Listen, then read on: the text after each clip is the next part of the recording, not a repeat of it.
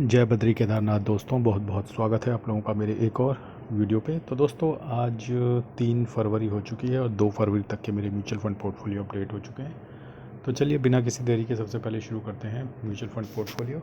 और सबसे पहले इससे पहले कि हम वीडियो शुरू करें, आप सभी को इंडिया यूएस ट्रेड डील की बहुत बहुत बधाइयाँ। एक वो ट्रिगर जो बहुत समय से पेंडिंग था, वो ट्रिगर आज कंप्लीट हो गया है। और जो परेशानी और जिस वजह से आप लोगों को रात भर नींदें नहीं आती थी इंडिया यूएस ट्रेड डील, और जिस परेशानी की वजह से इंडिया मार्केट लैग कर रहा था काफ़ी समय से, वो परेशानी आज दूर हुई है और बात करेंगे उस पर भी आगे। लेकिन चलिए, हमारा तो म्यूचुअल फंड रिलेटेड वीडियो है। सबसे पहले शुरू करते हैं मेरे इंड मनी ऐप के म्यूचुअल फंड पोर्टफोलियो से। तो इंड मनी ऐप के म्यूचुअल फंड पोर्टफोलियो में संडे और मंडे का मिलाकर आप देख सकते हो कि लगभग 8,000 रुपये का नोशनल लॉस हुआ है और 9,30,000 इन्वेस्टेड वैल्यू है। 9,41,000 जो है करंट वैल्यू है पोर्टफोलियो की। 11,517 रुपये का मुनाफा चल रहा है, लगभग 1.25%। ये फिगर्स आज बदल जाएंगी शाम को, रात को 12 बजे। तो जिन लोगों को जागना हो वो जाग सकते हैं। बाकी 40,000 रुपये की SIP लगी हुई है in the month of February, जिसमें से लगभग 1,500 रुपये की SIP कंप्लीट हो चुकी है। पराग पारिक में आप देख सकते हो कि कल लगभग 717 रुपये का नोशनल लॉस हुआ है और इस म्यूचुअल फंड में मुनाफा सिर्फ 4.25% का है। निपॉन लार्ज कैप में कल 1,300 रुपये का लॉस हुआ है, 3.5% का मुनाफा है। ICICI लार्ज कैप में कल लगभग 1,300 रुपये का नुकसान हुआ है, लगभग 4.25% का मुनाफा है। कोटक मिड कैप 240 रुपये का नुकसान हुआ है, 2.25% का मुनाफा है। एडलवेज स्मॉल कैप में 530 रुपये का नुकसान हुआ है, no profit no loss. HDFC mid cap में 354 रुपये का लॉस हुआ है, लगभग 6% का मुनाफा है। एडलवेज मिड कैप में 524 रुपये का लॉस हुआ है, लगभग 4.25% का मुनाफा है। निपॉन इंडिया मिड कैप में 232 रुपये का लॉस हुआ है, लगभग 3.5% का मुनाफा है। बंधन लार्ज एंड मिड में 309 रुपये का लॉस हुआ है, लगभग 3.25% का मुनाफा है। इन्वेस्को इंडिया मिड कैप में 46 रुपये का लॉस हुआ है, लगभग 1.5% का मुनाफा है। Invesco India large and mid में लगभग 130 रुपये का लॉस हुआ है, लगभग 0.1% का नुकसान है। मोतीलाल ओसवाल मिड कैप में 86 रुपीज़ का लॉस हुआ है, लगभग 6.25% का नुकसान है। Bank of India small cap में 234 रुपये का लॉस हुआ है, लगभग 4.5% का नुकसान है। कोटक स्मॉल कैप में लगभग 209 रुपये का लॉस हुआ है, लगभग 5% का नुकसान है। HSBC स्मॉल कैप में लगभग 296 रुपीज़ का लॉस हुआ है, लगभग 5.25% का नुकसान है। कैनरा रोबेको स्मॉल कैप में लगभग 369 रुपीज़ का लॉस हुआ है, लगभग 0.5% का नुकसान है। निपॉन इंडिया स्मॉल कैप में 305 रुपये का लॉस हुआ है, लगभग 2.5% का नुकसान है। GM फ्लेक्सी कैप में 420 रुपये का लॉस हुआ है, 3.5% का नुकसान। SBI स्मॉल कैप में 378 रुपये का लॉस हुआ है, लगभग 4.5% का नुकसान। टाटा स्मॉल कैप में 285 का लॉस हुआ है, लगभग 9% का नुकसान। जियो ब्लैक रॉक में 120 रुपये का लॉस हुआ है, लगभग 2% का नुकसान। ICICI लार्ज एंड मिड में 18 रुपये का लॉस हुआ है, लगभग 2% का नुकसान है। तो ये सब कर करा के 11,517 रुपये का मुनाफा चल रहा है मेरे पोर्टफोलियो में। आज कौन कौन सी SIP कटी है, हालांकि आज मार्केट अप रही है, लेकिन फिर भी SIP तो लगातार जारी रहनी चाहिए। Edelweiss small cap, HDFC mid, Edelweiss small cap, सिर्फ एक SIP मेरी आज कटी है। आइए अब चलते हैं अपने ग्रो ऐप के म्यूचुअल फंड पोर्टफोलियो में। तो ग्रो ऐप के म्यूचुअल फंड पोर्टफोलियो में अब दोनों दिन का कट कटा के जो आया है वो आया है 27,000 का नुकसान हुआ है। टोटल नुकसान अब इस पोर्टफोलियो में 83,000 का हो गया। 26,27,000 इन्वेस्टेड वैल्यू है और 25,44,000 करंट वैल्यू है पोर्टफोलियो की। और अब देख लेते हैं कि दोनों दिन का मिला के किस जगह सबसे कम नुकसान हुआ है। इन्वेस्को इंडिया मिड कैप में, फिर मोतीलाल मिड कैप में, पराग पारिक फ्लेक्सी कैप वगैरह में, क्वांट इंफ्रास्ट्रक्चर। धीरे धीरे करके मैं स्क्रॉल करता हूँ ताकि आप देख सकें कि कहाँ कहाँ ज़्यादा नुकसान हुआ है संडे और मंडे का मिलाकर। तो जैसा आप देख रहे हैं स्मॉल कैप वगैरह में सबसे ज़्यादा नुकसान हुआ है। और जो अपना म्यूचुअल फंड वगैरह मैंने बेचे थे उनकी पैसे आज या कल में आ जाएंगे, तो that is a different thing. तो फिलहाल 83,000 के लॉस में 26,27,000 इन्वेस्टेड वैल्यू है, 25,44,000 करंट वैल्यू है इस पोर्टफोलियो की। आइए अब चलते हैं अपने इंडिसेस पे। तो आज देखते हैं कि शून्य ऐप पे क्या चल रहा है। तो शून्य ऐप पे आज मैंने कोई बाइंग तो नहीं करी है क्योंकि आज बाइंग का दिन नहीं था, लेकिन जैसा कि आप देख सकते हैं आज मुझे अपने शून्य ऐप के वाले पोर्टफोलियो पे लगभग 7,400 रुपये का मुनाफा हो रहा है, लगभग 2.5% का।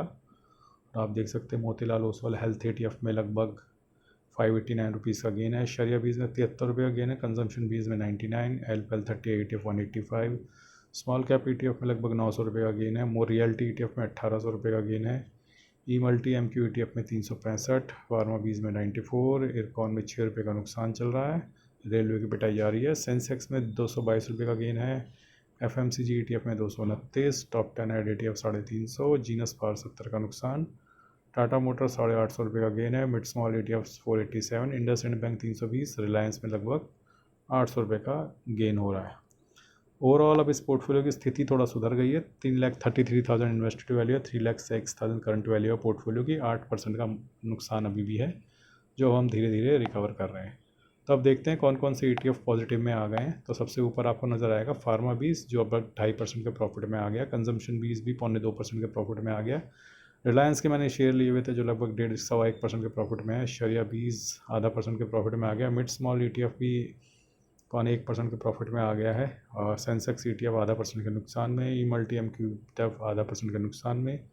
L30I ETF 0.5% के नुकसान में। टॉप 10 एड ETF 0.5% के नुकसान में। Small cap ETF 1.25, health ETF 2.5% के नुकसान में। Realty ETF 3.25, FMCG ETF 5.25, IndusInd bank 4,000, Tata Motors 12,000, IRCON 4,000 और जीनस पावर 1,900 के नुकसान में है। तो ये तो थी स्थिति मेरे शेयर्स और ETF के पोर्टफोलियो की। तो आगे चलते हैं अब। Hi Rahul, can you share this book? This book for you. Yeah.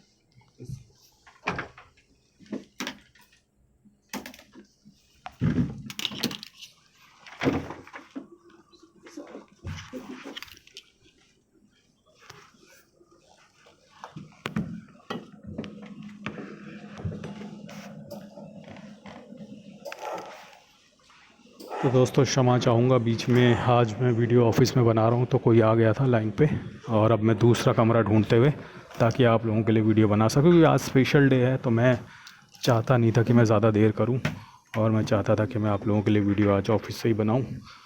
तो आज स्पेशली मैंने 15-20 मिनट का समय निकाल के आप लोगों के लिए वीडियो बना रहा हूँ। तो अब आप देख सकते हैं कि ये तो थी स्थिति मेरे शेयर्स और ETF के पोर्टफोलियो की। अब आगे चलते हैं अपने इंडिसेस पे। तो अभी लगभग 3:06 का समय है और निफ्टी 50 लगभग 0.25% की बढ़त के साथ चल रहा है। और वहीं आप अगर नज़र डालें तो आप देख सकते हैं कि मिड कैप 50 जो है 2.9% की बढ़त है, मिड कैप 100 2.91 और मिड कैप 150 2.99। वहीं स्मॉल कैप पे नज़र डालें तो स्मॉल कैप 100 जो है 2.98% की बढ़त है, स्मॉल कैप 50 3.17 और स्मॉल कैप 250 3.12। देखिए ऑलमोस्ट तीनों ही category large cap, mid cap और स्मॉल कैप बराबर गेन दे रहे हैं। इसका मतलब ये है कि अभी जो स्ट्रेंथ आई है वो लार्ज कैप में आई है, और ये स्पिल ओवर में अभी टाइम लगेगा। हो सकता है कल परसों या फिर कुछ समय लग जाए, कुछ महीने, लेकिन ये स्पिल ओवर इम्पैक्ट जो है स्मॉल कैप और मिड कैप पे आना ज़रूरी है अगर हमारे पोर्टफोलियो को चलना है। तो अभी क्या हो रहा है, जो इम्पैक्ट आ रहा है आज दिख रहा है लगभग 2.3% तो लार्ज कैप ही भाग रहे हैं, और उतना ही मिड कैप भाग रहे हैं, और लगभग उतना ही स्मॉल कैप भाग रहे हैं। तो ऐसा कोई ख़ास हमारे लार्ज और स्मॉल कैप और मिड कैप में इम्पैक्ट नहीं आया है, उसमें इम्पैक्ट आना बहुत ज़रूरी है। अदरवाइज़ पोर्टफोलियो तो आज पॉजिटिव होंगे, लेकिन अगर बड़ा इम्पैक्ट चाहिए तो मिड कैप और स्मॉल कैप लगभग 1.5 गुना या 2 गुना भागने चाहिए थे। अगर 3% लार्ज कैप आज आ पाए तो कम से कम 4.5-5% आज मिड कैप और स्मॉल कैप अप होनी चाहिए थे, लेकिन ऐसा नहीं हुआ है। यानी स्पिल ओवर इम्पैक्ट अभी मिड कैप और स्मॉल कैप में नहीं गया है। इट्स जस्ट कि मार्केट ऊपर गया है तो थोड़ा वो भी ऊपर आए हैं, लेकिन स्पेशली मिड कैप और स्मॉल कैप में कोई बाइंग नहीं हुई है आज। ओवरऑल इम्पैक्ट के साथ वो भी ऊपर आए हैं, जैसे कि निफ्टी भागा है तो स्मॉल कैप और मिड कैप भी उतना उतना भाग गए।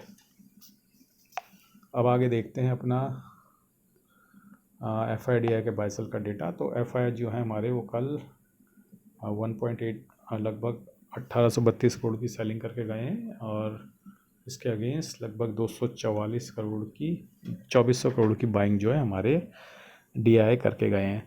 तो होपफुली जो रिकॉर्ड शॉर्ट पे हमारे DI बैठे हुए हैं उन्होंने आज शॉर्ट कवरिंग शुरू करेंगे, और शॉर्ट कवरिंग अगर शुरू होगी, अगर आज शॉर्ट कवरिंग हुई तो मार्केट में फ़िलहाल ऐसा नहीं दिख रहा है जैसा कि मैं देख रहा हूँ स्क्रीन पे, तो मार्केट लगभग 2.5% अब अप रह गई है। तो आज कोई शॉर्ट कवरिंग हुई होगी तो हमको शाम को डेटा में पता चलेगा।